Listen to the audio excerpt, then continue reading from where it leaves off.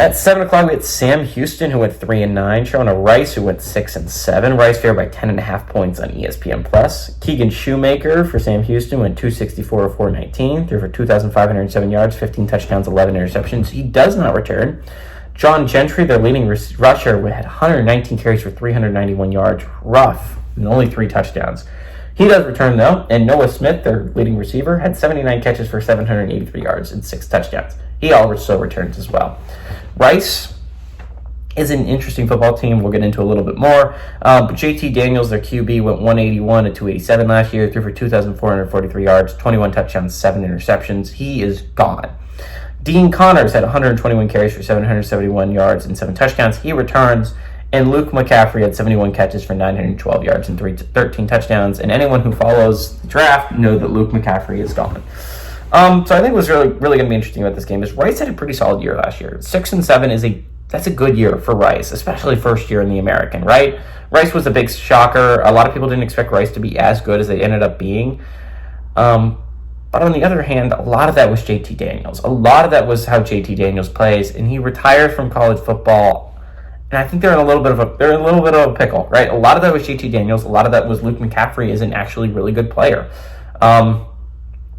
Almost 1,000-yard season for Luke McCaffrey. There's a reason he went pretty high, I think 3rd round to Washington, right? So, I mean, it's not a shocker that I don't think Rice is going to be as good as they were last year.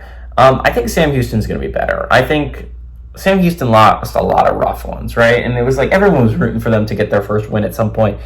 But, like, they had, like, 3-9 Nebraska-type luck at times. Like, it was games that you could have won and then just somehow found a way to lose it.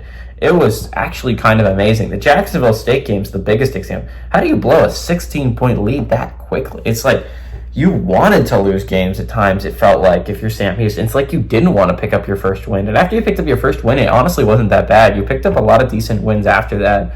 They beat Middle Tennessee State, a team I just said I think is a decent football team that I think has a chance at doing some things this year. Like, I do think Sam Houston has a chance to take a step up. I think they can get to 6 wins this year. I do think that. I think Rice falls a little bit. I don't think they get to 6 wins. Rice is favored by 10.5 points. I think a lot of people are sleeping on Sam Houston. I think they come out and they pull a little bit of a shocker here, right? I think Sam Houston is a good enough football team. I think a lot of people are overlooking them this year.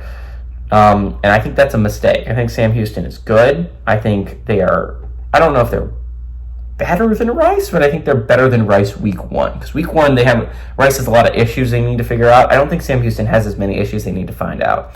I understand it's Rice at home. You only get 3 points for that. I just don't think Rice is 7.5 points better than Sam Houston. I like Sam Houston to go on the road and pull off a little bit of a stunner. Give me Sam Houston with the upset on the road.